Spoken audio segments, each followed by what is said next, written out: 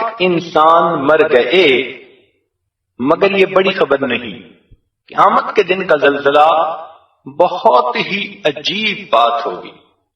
ستارے ٹوٹ جائیں گے، سورج گرہن چاند گرہن لگ جائے گا، اور زمین تیزی سے چلے گی۔ وَأَلْقَتْ مَا فِيهَا وَتَخَلَّتْ، زمین کے اندر جو کچھ ہوگا سب نکل کر باہر آ جائے گا، پہاڑ روئی کے گالوں کی طرح چلتے ہوں گے۔ یہ بہت بڑی بات ہے، حادثہ ہے جو اس دن پیش آئے گا۔ اسی لیے اللہ رب العزت نے قرآن مجید میں قسمیں کھا کر اس دن کے بارے میں فرمایا ہے کہ وہ دن یقیناً آ کر رہے گا، وہ دن یقیناً آ کر رہے گا۔ تو اب دیکھیے کہ اللہ رب العزت قسمیں کھا رہے ہیں، فرما رہے ہیں کہ یقیناً وہ دن آ کر رہے گا۔ تو ہمیں اس دن کے لیے آج سے تیاری کرنی ہے۔ سورہ زاریات میں اللہ رب العزت نے 4 قسمیں کھائیں، سورۃ مرسلات میں اللہ تعالیٰ نے 5 قسمیں اکٹھی کھا کر فرمایا انما توعدون لصادق، جو قیامت کے دن کا تمہارے ساتھ وعدہ کر دیا گیا وہ 100% سچا ہے۔ سورہ یونس میں اللہ تعالیٰ فرماتے ہیں ای وربی انہ لحق، اللہ اکبر۔ تو جب قسمیں کھا کر پروردگار کہہ رہے ہیں تو اس کا مطلب ہے کہ یقیناً وہ بہت بڑی بات ہے۔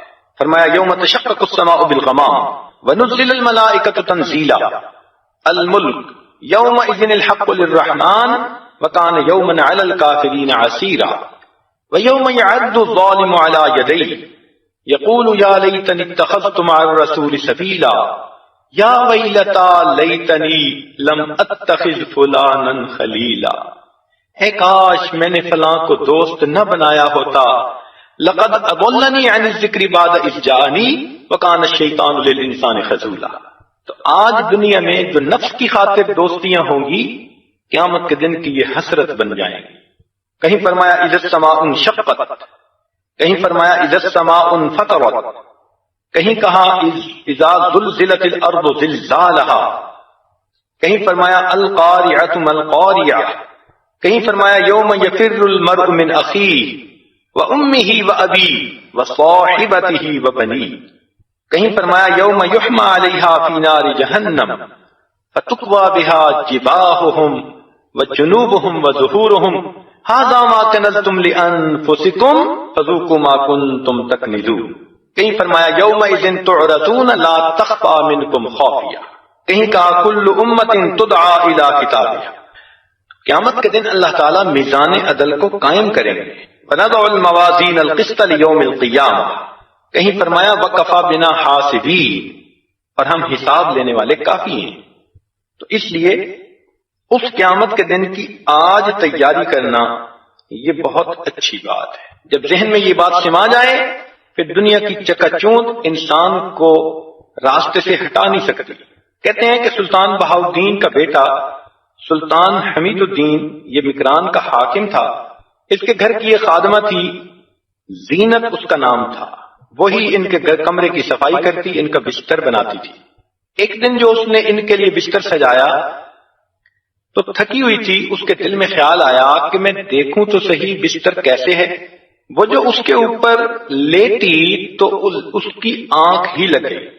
اب جب سلطان حمید الدین اپنے کمرے میں سونے کے لیے آئے تو انہوں نے اپنے بستر پر ایک نوکرانی اور خادمہ کو دیکھا تو بہت غصہ آیا، اس کی جرأت یہ میرے بستر پر لیٹے۔ چنانچہ قریب آ کر انہوں نے سر کے بالوں سے اس کو پکڑا اور بال کھینچ کے اس کو کھڑا کر دیا۔ وہ سوئی ہوئی تھی، اچانک جو بال کھینچے تو اس کو درد ہوئی۔ جب انہوں نے اس کو کھڑا کیا تو اس کے چہرے پہ 2 تھپڑ لگائے۔ وہ رونے لگ گئی، مگر تھوڑا رو کر وہ جلدی چپ ہو گئی۔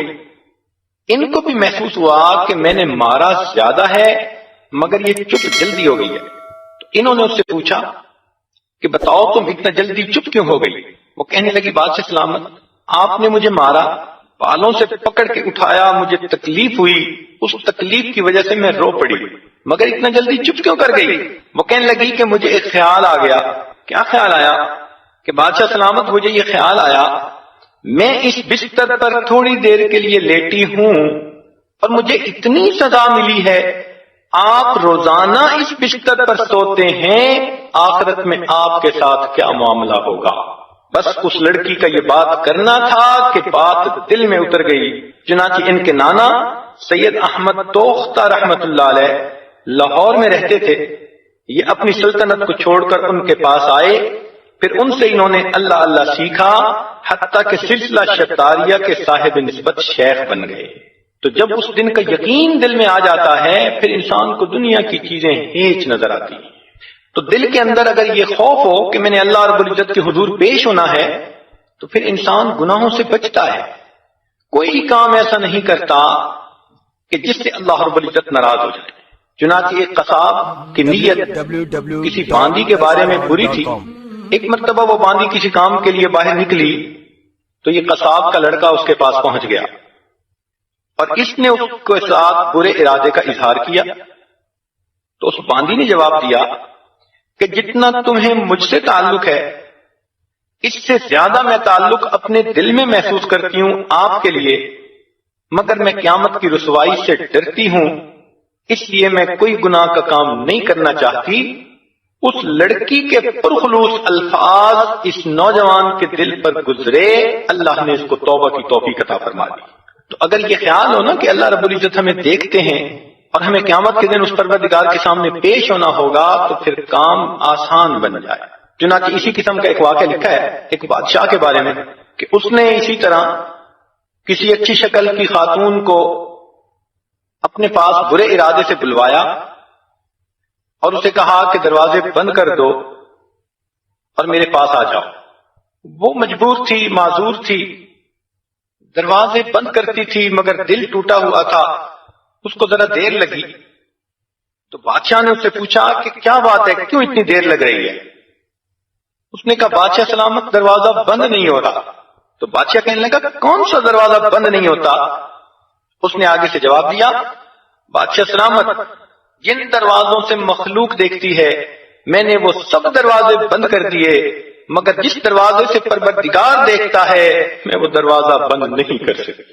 اللہ رب العزت نے اس نیک خاتون کے ان الفاظ پر اس آدمی کو توبہ کی توفیق عطا فرمائی۔ تو اس دن کے بارے میں ہر وقت ذہن میں سوچ رہنی چاہیے، ہم اپنا قدم اٹھاتے ہوئے سوچیں کہ یہ قدم اللہ رب العزت کے سامنے سرخرو کرے گا یا اس کے سامنے شرمندہ کرے گا۔ رات کو سونے سے پہلے اپنے دن کے اعمال کا جائزہ لیں، اپنا محاسبہ کریں کہ پروردگار عالم نے قیامت کے دن جب مجھ سے پوچھنا ہے تو میں اس کا کیا جواب دے سکوں گا۔ ایک باپ اپنے بیٹے کے ساتھ جا رہا تھا، راستے میں ان کو انگوروں کا باغ ملا، تو باپ کا دل للچایا کہ میں اس میں سے کچھ انگور توڑ کر لاؤں اور کھائیں گے۔ اس نے بیٹے کو کہا کہ بیٹے تم کھڑے ہو نا، میں جا کے انگور کا خوشہ توڑتا ہوں اور اگر کوئی بندہ آنے لگے تو تم مجھے فوراً آواز دے دینا۔ باپ گیا، اس نے انگور کے خوشے کو توڑنا چاہا، جیسے ہی ہاتھ لگایا تو اس کے بیٹے نے فوراً شور مچانا شروع کر دیا، یا ابی احد یرانا، اے بجان ایک ہمیں دیکھ رہا ہے۔ تو آدمی ڈر کے واپس آ گیا، لیکن جب بیٹے کے قریب پہنچا تو اس نے دیکھا کہ دیکھنے والا تو کوئی ہے نہیں۔ تو اس نے اپنے بیٹے سے کہا کہ کون دیکھ رہا ہے؟ تو بیٹے نے کہا کہ ابا جان یہاں انسان کوئی نہیں دیکھ رہا مگر انسانوں کا پروردگار تو ہمیں دیکھ رہا ہے۔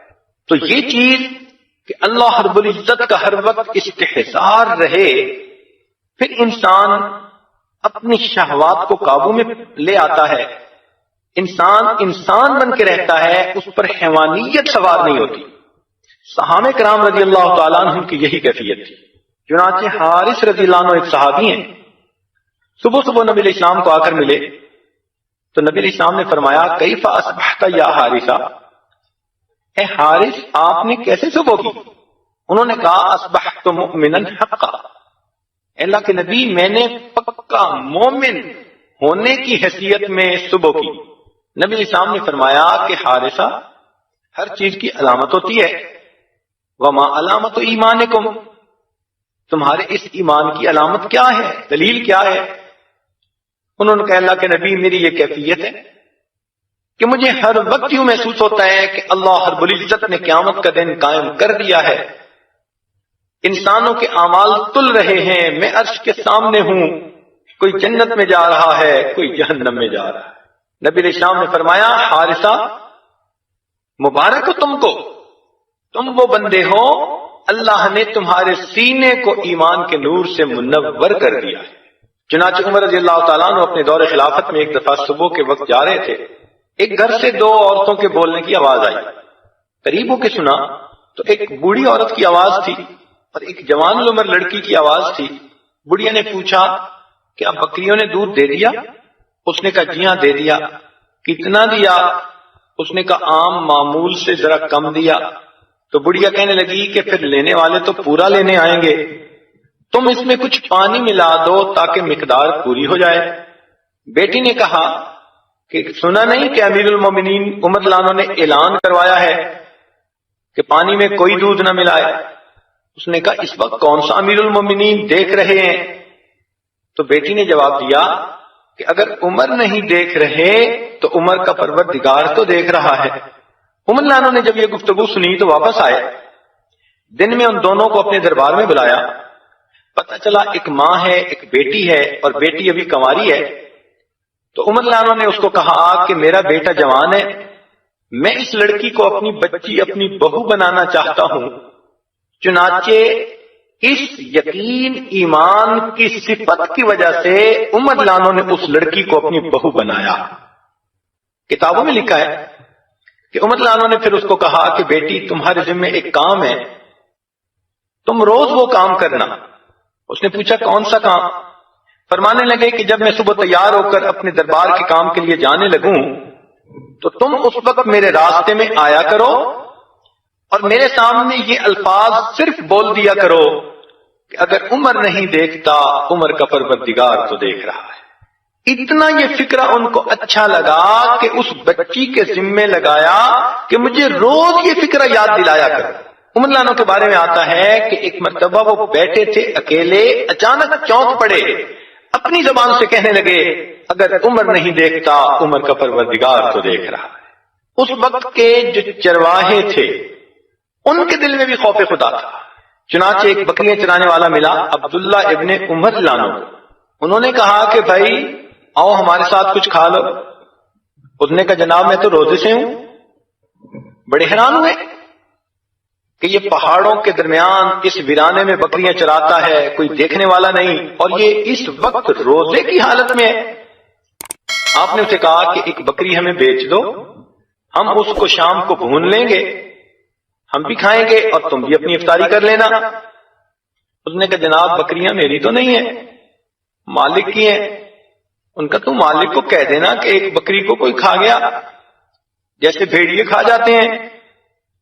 تو جب آپ نے یہ اس کو آزمانے کے لیے کہا تو آگے سے وہ بکریوں کا چرواہا جواب دیتا ہے کہ میں اگر اپنے مالک کو یہ جواب دوں گا فَأَيْنَ اللَّهُ، پھر اللہ کہاں ہے، آخر وہ بھی تو ہمیں دیکھ رہا ہے۔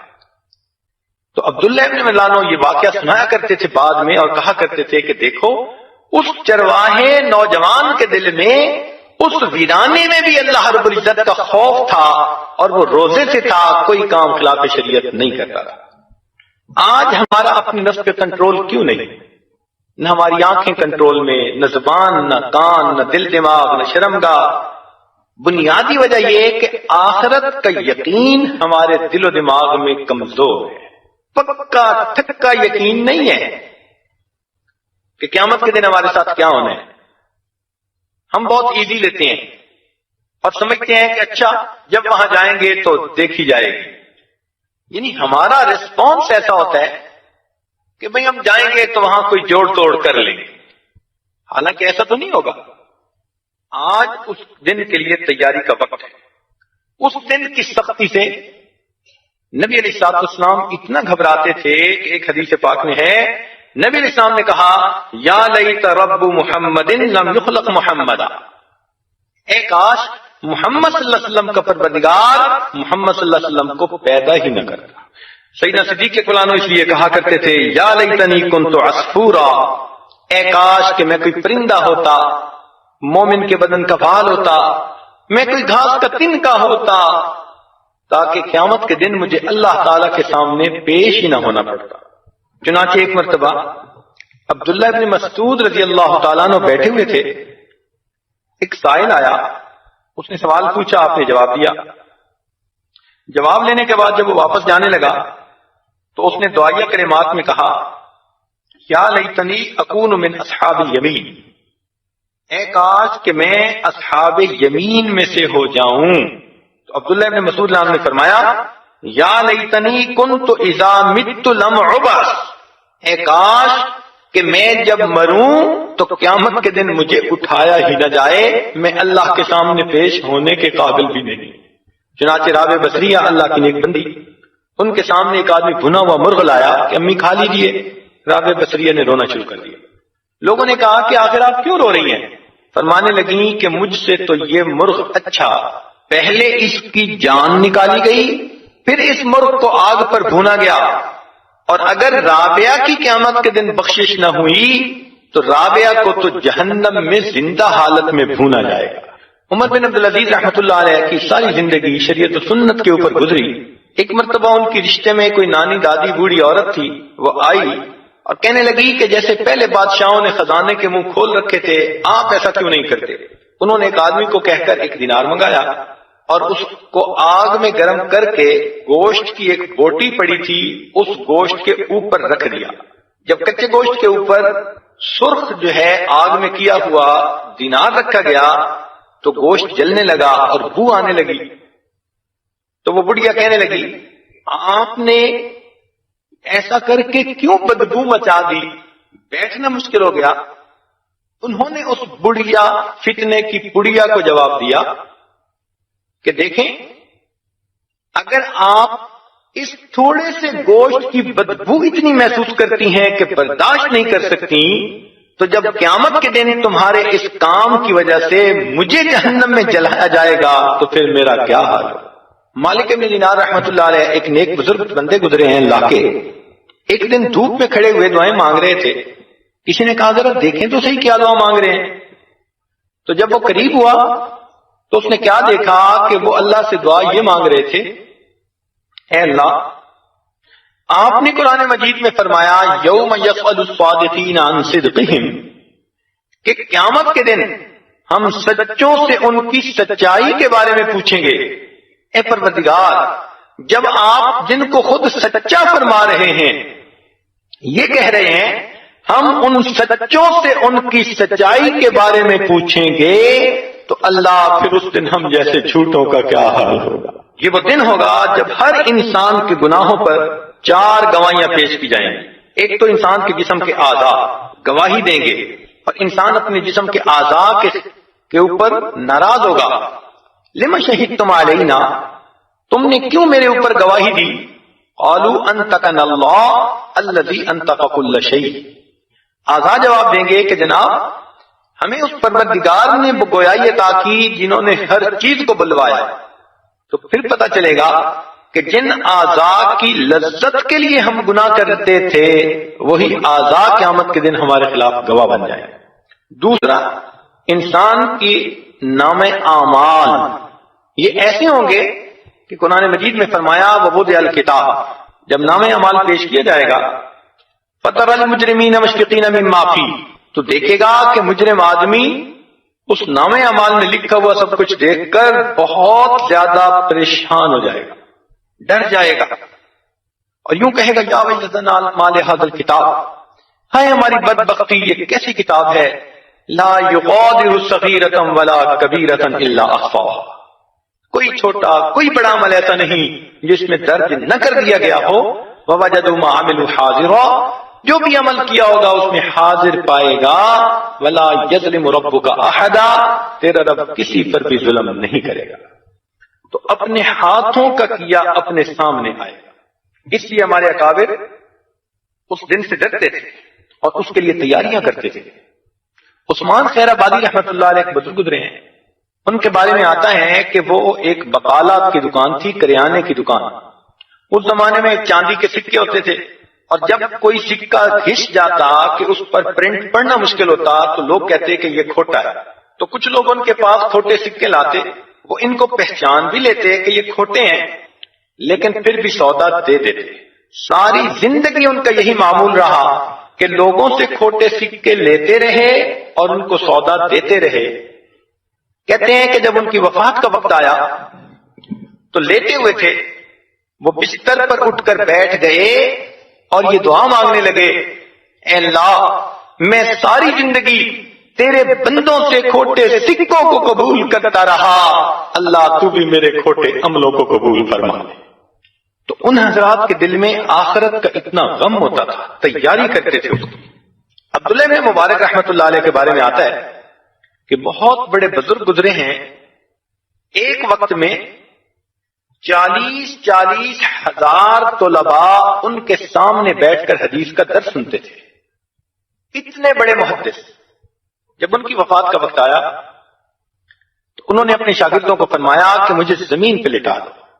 شاگردوں نے حکم کی تعمیل کری، لیکن جب انہوں نے اپنے شیخ کی طرف دیکھا تو ان کی چیخیں نکل گئیں، اس لیے کہ ان کے شیخ زمین پر اپنے رخسار کو رگڑ رہے تھے اور اپنی ریش مبارک کو پکڑ کر رو کر کہہ رہے تھے، اللہ عبداللہ کے بڑھاپے پر رحم فرما۔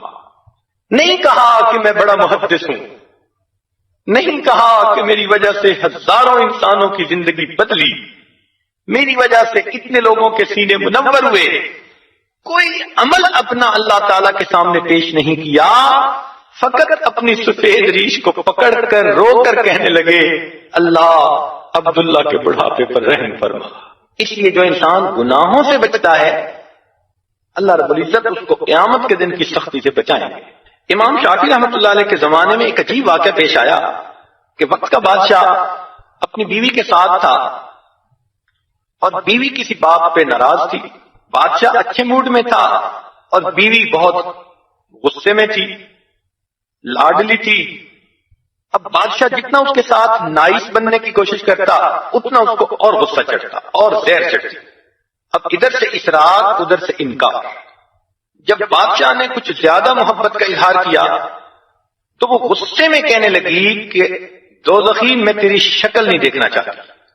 اب اس کو بھی غصہ آ گیا، اس نے جب یہ الفاظ سنے تو فوراً آگے سے کہنے لگا کہ اگر میں دوزخی ہوں تو میری طرف سے تمہیں 3 طلاق ہے۔ اب جب دماغ گرم جو ٹھنڈے ہوئے کچھ رات گزرنے کے بعد، تو اب بیوی کو بھی خیال آیا کہ بھائی یہ جو محل اور اس کی ساری نعمتیں ہیں یہ اسی بندے کی تو وجہ سے ہیں، یہ مجھے نکال دے گا تو میری کیا حیثیت ہے؟ ناز انداز کی بھی کوئی حد ہوتی ہے، مجھے ایسا نہیں کہنا چاہیے تھا۔ اور بادشاہ کو بھی خیال آیا کہ میں نے اپنی پوری رعایا میں سے چن کے سب سے زیادہ خوبصورت لڑکی کو بیوی بنایا، میں بھی نہیں چاہتا کہ وہ مجھ سے جدا ہو۔ اب دونوں چاہتے تھے کہ ہم میں جدائی نہ ہو، تو بیوی نے کہا کہ یہ بتائیں طلاق واقع ہوئی یا نہیں ہوئی؟ کیونکہ مشروط طلاق تھی، کنڈیشنل تھی۔ بادشاہ نے کہا میں علماء سے پوچھتا ہوں۔ اب جب علماء سے مسئلہ پوچھا کہ بھئی عورت نے کہا کہ دوزخی میں تیرا شکل نہیں دیکھنا چاہتی، اور خامن نے غصے میں کہہ دیا اگر میں دوزخی تو تجھ پہ 3 طلاق، اب بتاؤ یہ واقع ہوئی یا نہیں ہوئی؟ اب جو بندہ سنتا وہ کہتا جی کون کہہ سکتا ہے وہ دوزخی ہے یا نہیں، ہم تو اس کا جواب نہیں دے سکتے۔ ہر بندہ انکار کرتا رہا حتیٰ کہ یہ بات it became the talk of the town. ہر بندے کی زبان پہ یہی تذکرہ کہ یہ طلاق ہوئی یا نہیں ہوئی، کوئی جواب دینے کو تیار نہیں۔ کس کی مجال تھی دم مارے اور کہے کہ یہ بندہ دوزخی ہے یا یہ بندہ جنتی ہے۔ اب بادشاہ کو اور پریشانی ہوئی۔ کسی نے امام شافعی رحمۃ اللہ علیہ کو آ کر بتایا کہ جی یہ معاملہ پیش آیا ہے۔ اس نے کہا بادشاہ اگر مجھے بلا کر پوچھے گا تو میں اس کو جواب دے دوں گا۔ بادشاہ کو اطلاع مل گئی، اس نے اپنے بندے بھیجے اور بڑے احترام سے امام شافعی رحمۃ اللہ علیہ کو بلایا اور ان کے سامنے اپنے مسئلے کو پیش کیا۔ امام شافعی کہنے لگے کہ ہاں میں اس کا جواب دے سکتا ہوں۔ اس نے کہا جی بتائیں۔ انہوں نے فرمایا کہ میں علیحدگی میں تنہائی میں آپ سے کچھ باتیں پوچھوں گا، ان کی روشنی میں آپ کو جواب دوں گا۔ بادشاہ نے تنہائی کا بندوبست کر دیا۔ تنہائی نے اس میں پوچھا کہ جی بتائیں یہ طلاق واقع ہوئی یا نہیں ہوئی؟ امام شافعی رحمۃ اللہ علیہ نے فرمایا کہ بادشاہ سلامت، آپ مجھے اپنی زندگی کا کوئی ایسا واقعہ سنائیں کہ گناہ کبیرہ کرنے کی آپ کو قدرت ہو، موقع ہو، مگر آپ نے اللہ رب العزت کے ڈر اور خوف کی وجہ سے اس گناہ کو نہ کیا۔ بادشاہ سوچتا رہا، پھر کہنے لگا ہاں ایک مرتبہ ایسا واقعہ پیش آیا۔ کیا ہوا؟ بادشاہ کہنے لگا کہ میں اپنے کام کاج میں ذرا تھک گیا تھا، تو ایک دن میں جلدی آرام کے لیے اپنے کمرے میں آ گیا۔ میرے کمرے میں محل میں کام کرنے والی ایک جوان العمر لڑکی کوئی چیزوں کی سیٹنگ کر رہی تھی۔ میں جب کمرے میں داخل ہوا اور اس کے چہرے پر میری نظر پڑی تو وہ مجھے بہت اچھی لگی۔ میں نے دروازہ بند کر دیا۔ میرے دل میں ارادہ تھا کہ میں اس کے ساتھ آج وقت گزاروں گا۔ وہ لڑکی بڑی نیک، تقیہ، نقیہ، پاک، صاف تھی۔ جب اس نے دیکھا کہ میں نے کنڈی لگائی تو وہیں سے اس نے اونچی آواز سے کہا، یا ملک اتق اللہ، اے بادشاہ اللہ سے ڈر۔ کہنے لگے جب اس لڑکی کی آواز سنی تو اللہ رب العزت کا خوف میرے دل پر ایسا طاری ہوا کہ میں نے دروازہ کھول کر اس لڑکی کو کہا کہ چلی جاؤ۔ اگر میں چاہتا تو اس لڑکی سے اپنا ارادہ پورا کر لیتا، مجھے کوئی پوچھنے والا نہیں تھا، مگر اللہ کے خوف سے میں نے اس گناہ کو نہ کیا۔ یہ واقعہ مجھے یاد آتا ہے، جب اس نے یہ واقعہ سنایا تو امام بخاری رحمۃ اللہ علیہ، امام شافعی رحمۃ اللہ علیہ نے فتویٰ دیا کہ اس بندے کی بیوی کو طلاق نہیں ہوئی، یہ میاں بیوی بن کے رہ سکتے ہیں۔ جب یہ فتویٰ دیا گیا تو باقی علماء جھپٹ پڑے۔ انہوں نے امام شافعی رحمۃ اللہ سے کہا کہ آپ کیسے یہ فتویٰ دے سکتے ہیں؟ آپ کون ہوتے ہیں کہنے والے کہ یہ جنتی ہے یا جہنمی؟ آپ نے کیسے اتنی بڑی جرأت کر لی؟ تو امام شافعی رحمۃ اللہ نے فرمایا کہ بھائی یہ فتویٰ میں نے نہیں دیا، یہ فتویٰ قرآن مجید میں اللہ رب العزت نے دیا ہے۔ قرآن مجید کی آیت ہے، وَأَمَّا مَنْ خَافَ مَقَامَ رَبِّهِ، اور جو اپنے رب کے سامنے کھڑے ہونے سے ڈر گیا، وَنَهَى النَّفْسَ عَنِ الْهَوَىٰ، اور اس نے اپنے نفس کو خواہشات میں پڑنے سے بچا لیا، فَإِنَّ الْجَنَّةَ هِيَ الْمَأْوَىٰ، اس کا ٹھکانہ جنت ہوگی۔ چونکہ گناہ کبیرہ کو اس نے اللہ کے خوف کی وجہ سے چھوڑا، اس لیے قرآن کا فتویٰ اللہ اس کو جنت عطا فرمائے گا۔ ہمیں بھی چاہیے کہ ہم اس قیامت کے دن کی ذلت و رسوائی سے بچنے کے لیے آج تیاری کریں۔ کون ہے جو قیامت کے دن اللہ کے حضور پیش ہونے کی جرأت رکھتا؟ کہتے ہیں کہ اصفہان میں ایک بادشاہ گزرا ہے، اس کا نام تھا سلطان ملک شاہ۔ ایک مرتبہ اس نے دوستوں کے ساتھ جنگل میں شکار کا پروگرام بنایا اور اس کے ساتھ اس کے سیکیورٹی گارڈ بھی بہت زیادہ تھے۔ 3 دن اس نے جنگل میں رہ کے شکار کھیلنا تھا۔ تو اس کے جو پولیس والے تھے انہوں نے دیکھا کہ ایک بڑھیا کی وہاں چھوٹی سی کٹیا بنی ہے، کمرہ بنا ہے۔ اس بڑھیا کی ایک گائے تھی، اسی کے دودھ پر اس بوڑھی عورت کا گزر بسر تھا۔ ان کو تو خیال آیا کہ ہمیں کچھ گوشت بھون کے کھانا چاہیے، چنانچہ انہوں نے بڑھیا کی گائے کو ذبح کر دیا اور اس کے گوشت بھون کے کھا لیے، کباب بنا کے کھا لیے۔ بوڑھی عورت نے کہا کہ اللہ کے بندو مجھے کچھ پیسے دے دو، میں کوئی اور گائے خرید لوں۔ انہوں نے پیسے بھی نہ دیے۔ بڑھیا نے کہا کہ اچھا مجھے بادشاہ سے بات کرنے دو، انہوں نے بادشاہ سے بات بھی نہ کرنے دی۔ تو وہ بوڑھی عورت بڑی پریشان ہوئی کہ اب میرا کیا بنے گا۔ چنانچہ اس نے ایک عالم سے پوچھا کہ میرے ساتھ دیکھو یہ ظلم ہوا ہے، اب میں اپنے گزرے اوقات کے لیے کیا کروں گی؟ اس عالم نے کہا کہ دیکھیں بادشاہ بڑا نیک دل ہے۔ بڑھیا نے کہا میں ان تک کیسے پہنچوں؟ اس نے کہا دیکھو پرسوں اس بادشاہ نے واپس گھر جانا ہے اور واپس جانے کے لیے راستے میں دریا پڑتا ہے، ایک ہی اس کا پل ہے اور اس بادشاہ نے اس پل سے گزرنا ہے، تم پل پہ جا کے کھڑی ہو جاؤ، جب بادشاہ کی سواری گزرے تو سواری کو روک کر تم اپنی بات کر لینا۔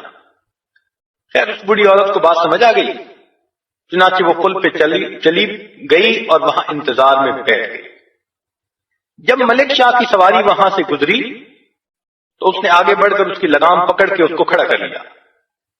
بادشاہ نے کہا بڑی اماں کیا بات ہے؟ کہنے لگی ملک شاہ ذرا نیچے آؤ۔ ملک شاہ نے پوچھا کس لیے نیچے آؤں؟ بڑھیا کہنے لگی کہ بادشاہ سلامت، میرا اور آپ کا ایک مقدمہ ہے، میں آپ سے صرف اتنا پوچھنا چاہتی ہوں، اس مقدمے کا فیصلہ اس پل پہ کرنا چاہتے ہو یا قیامت کے دن پل صراط پہ کرنا چاہتے ہو؟ کہتے ہیں کہ اس نے جب یہ الفاظ سنے اس کو تو پسینے چھوٹ گئے، سواری سے نیچے اترا، بڑھیا کی بات سنی، 70 گایوں کے برابر اس کو قیمت بھی ادا کی اور اس کے سامنے ہاتھ جوڑ کے معافی بھی مانگی اور کہا کہ اماں معاف کر دینا، جو مقدمہ ہے یہی سمیٹو، میں قیامت کے دن پل صراط پہ مقدمے کا جو ہے فیس نہیں کر سکتا۔ اب ہم سوچیں کیا ہم نے کبھی ایسا سوچا؟ ہمارے بھی تو دنیا جہان میں جھگڑے ہوتے ہیں، ہم کتنوں کی غیبت کرتے ہیں، کسی کو کمینہ کہا، کسی کو ذلیل کہا، کسی کو پتہ نہیں کیا کہا، کیا ہم نے کبھی کسی سے معافی مانگی؟ آج تو بندہ مرتا ہے نا تو جنازے کے وقت اعلان ہو جاتا ہے جی اگر کسی سے زیادتی ہوئی ہو، کسی کا دل دکھا ہو تو معاف کر دے، وہ جن کا دل دکھا وہ اس کے جنازے میں آئیں گے۔ اس اعلان کا کیا فائدہ جو مرنے کے بعد کیا جائے گا؟ کاش کہ یہ اللہ کی بندی اپنی زندگی میں لوگوں سے اپنے حقوق بخشوا لیتی، تو مرنے کے بعد معافی کے اعلان کا کیا فائدہ؟ زندگی میں معافی مانگیے۔ چنانچہ اپنے قریب کی سہیلیوں سے، دوستوں سے، رشتہ دار عورتوں سے، ہمسائی عورتوں سے، سب سے معافی مانگیے اور ان الفاظ میں معافی مانگیے کہ جی انسان خطا کا پتلا ہے، اگر آپ کے حقوق میں کوئی مجھ سے کمی بیشی ہو گئی ہو آپ معاف فرما دیجیے۔ تو جب آپ ان الفاظ میں معافی مانگیں گی اور اگلے کہہ دے گا نہیں نہیں کوئی بات نہیں، تو گویا آپ اس کے حقوق سے سبکدوش ہو جائیں گے۔ یہ تو اتنی معافی مانگنی چاہیے کہ ہر کسی سے، حتیٰ کہ بچوں سے مانگ لیں، خاوند سے مانگ لیں کہ جی انسان خطا کا پتلا ہے، اگر آپ کے حقوق میں کوئی مجھ سے کوتاہی ہوئی ہو تو آپ معاف کر دیجیے۔ ہمسائی کو بھی کہیں، سہیلی کو بھی کہیں، واقف کو بھی کہیں، ہر ایک سے معافی مانگیں۔ جو آپ کے محرم مرد ہیں ان محرم مردوں سے بھی معافی مانگیں۔ آج تو بہنیں بھائیوں کو بد دعائیں تو دے دیتی ہیں مگر کبھی بھائی سے معافی نہیں مانگتی۔ اب قیامت کے دن جب ہمارے مقدمے اللہ رب العزت کے حضور پیش ہوں گے تو ہم ان مقدموں کا کیسے فیصلہ کر لیں؟ اس لیے فرمایا کچھ لوگ پل صراط سے گزر رہے ہوں گے، ایک آواز آئے گی وَقِفُوهُمْ إِنَّهُمْ مَسْئُولُونَ، انہیں روک لو، ان سے کچھ بات پوچھی جائے گی۔ تو ان لوگوں کو پل صراط پہ ٹھہرا لیا جائے گا۔ کیا ہم چاہتے ہیں کہ ہمیں پل صراط پہ روکا جائے؟ اگر نہیں چاہتے تو ہم اپنے جھگڑوں کو سمیٹیں، ہم کسی سے خفا ہیں تو دل سے معاف کر رہے ہیں، ہمارے دل میں کسی کے بارے میں رنجش ہے، کینہ ہے، حسد ہے، بغض ہے، ہم اللہ کے لیے یہ سب کچھ نکال دیں اور دوسروں سے ہم معافی مانگ کے اپنے آپ کو بخشوا لیں۔ ہم قیامت کے دن اللہ رب العزت کے حضور ان مقدموں کو فیس کرنے کے قابل نہیں ہیں۔ یہ ہے آخرت کی تیاری۔ قیامت کا دن ایسا دن ہوگا، حدیث پاک میں آتا ہے نبی علیہ الصلوۃ والسلام نے ارشاد فرمایا کہ قیامت کے دن لوگ اٹھیں گے اور ان کے بدن پر کوئی بھی کپڑا نہیں ہوگا، جیسے ماں کے پیٹ سے پیدا ہوتے ہیں اس عالم میں اللہ کے حضور اٹھ کر کھڑے ہوں گے۔ تو سیدہ عائشہ رضی اللہ عنہا نے کہا اے اللہ کے نبی مرد اور عورتیں سب اسی طرح کھڑے ہوں گے؟ فرمایا ہاں۔ تو حیران ہو کر کہنے لگی اللہ کے نبی تو پردے کے اعضاء بھی دیکھیں گے؟ نبی علیہ السلام نے فرمایا اس دن کی ہیبت اتنی ہوگی کہ کسی کا اس طرف دھیان ہی نہیں جائے گا، آنکھیں پھٹی ہوئی ہوں گی، جہنم کو پیش کیا جائے گا اور جہنم چنگھاڑتی ہوگی، 19 بڑے فرشتوں نے پکڑا ہوگا